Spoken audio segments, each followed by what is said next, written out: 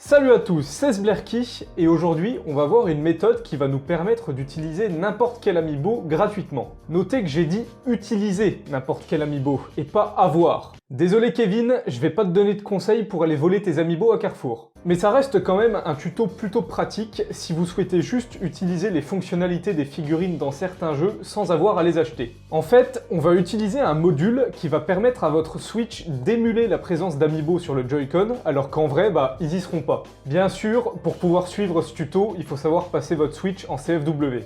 Donc je vous renvoie à cette vidéo où j'explique comment faire pour les Switch produites avant juin 2018. Et une méthode est maintenant disponible pour les Switch patchés jusqu'en 4.1.0. Donc je vous mets dans la description le lien d'un site qui résume comment faire si vous êtes dans ce cas-là. Quand la méthode pour les Switch patchés sera dispo jusqu'en 7.0.1, je ferai une vidéo dessus qui viendra remplacer mon ancien tuto. Pensez à vous abonner pour pas la rater. Donc pour en revenir au tuto, la première étape va être d'aller télécharger le module qui va vous permettre d'émuler les amiibo. Les mecs sont pas allés chercher très loin, vu que ça sert à émuler des amiibo, ça s'appelle EmuIbo. Donc bien sûr, je vous mets le lien d'EmuIbo dans la description. Et ce module est compatible avec Atmosphere et RayNX. Donc si vous êtes sous SXOS, il faudra envisager de passer sous un de ces deux CFW pour continuer le tuto. D'ailleurs, petit aparté, si vous hésitez entre RayNX et Atmosphere, je vous conseille très fortement de passer sous Atmosphere, parce que depuis peu, ils offrent maintenant la possibilité de faire une Emunand. Ça vous offre une sécurité en plus sur votre Switch et ça offre pas mal d'autres avantages.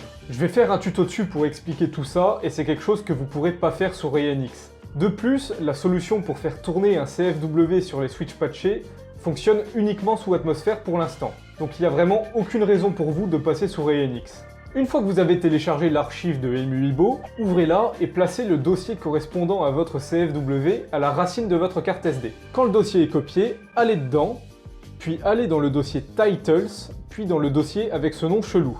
Et enfin, dans le dossier Flag. Il doit y avoir un fichier nommé boot2.flag dans ce dossier.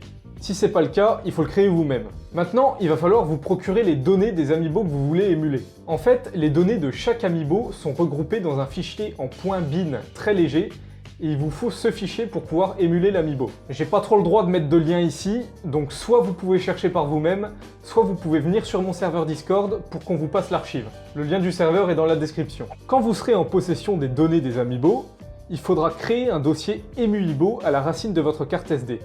Et vous mettrez vos fichiers en .bin dedans. Maintenant, il faut relancer votre Switch en CFW pour qu'EmuIbo initialise quelques trucs, puis vous l'éteignez à nouveau. Et normalement, à ce stade, quand vous allez dans le dossier EmuIbo sur votre carte SD, vous verrez que tous les fichiers bin ont été déplacés dans un dossier respectif à chaque amiibo. Si c'est pas le cas, assurez-vous de bien lancer votre console en CFW. Maintenant, on va installer un homebrew qui va nous permettre de gérer plus facilement nos amiibo. C'est possible de s'arrêter là et d'utiliser uniquement EmuIbo avec quelques combinaisons de touches que je vous expliquerai tout à l'heure, mais un peu de visibilité en plus, ça peut pas faire de mal. Vous allez donc aller télécharger le homebrew AmiSwap.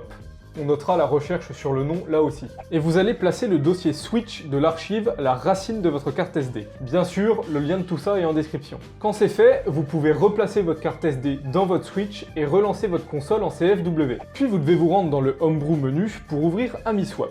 Ici, vous pourrez déjà vérifier que vos amiibo sont bien là. Et vous pourrez choisir l'amiibo actif. Vous pouvez aussi choisir le mode d'émulation, c'est-à-dire si l'amiibo est émulé en continu, ou alors on l'émule juste une fois, puis on désactive le module quand l'amiibo est scanné. Donc en gros, c'est un moyen visuel de gérer tous vos amiibo. Mais si vous avez la flemme de retourner dans AmiSwap à chaque fois que vous voulez scanner une figurine, EmuIbo a quelques raccourcis intégrés. Tous les raccourcis se font en appuyant le stick R et en pressant une direction sur le Joy-Con gauche à n'importe quel moment sur votre console. Stick plus O permet d'activer ou de désactiver l'émulation. Voyez ça comme un bouton on-off. Stick plus droit permet d'activer l'émulation seulement une fois. Stick plus gauche permet de passer au prochain amiibo dans le répertoire, donc en gros ce sera le prochain dans AmiSwap. Et pour finir, stick plus bas permet d'éteindre l'émulation. C'est juste un bouton off. Vous saurez que le combo de touches a fonctionné si la LED derrière le bouton Home s'allume après chaque action. Il se peut que le jeu ne prenne pas en compte l'émulation si vous l'activez trop tard. Dans Zelda par exemple, il faut activer l'émulation avant de lancer le jeu pour qu'elle soit prise en compte. Et dans Smash, il faut l'activer avant de rentrer dans le menu. Ça peut être différent pour chaque jeu, donc à vous de tester tout ça. C'est tout pour ce tuto. Si la vidéo vous a plu, n'oubliez pas de vous abonner et de laisser un pouce bleu. Vous pouvez aussi passer sur mon Utip pour regarder quelques pubs pour me soutenir gratuitement. Sur ce, portez-vous bien et à la prochaine pour une nouvelle vidéo.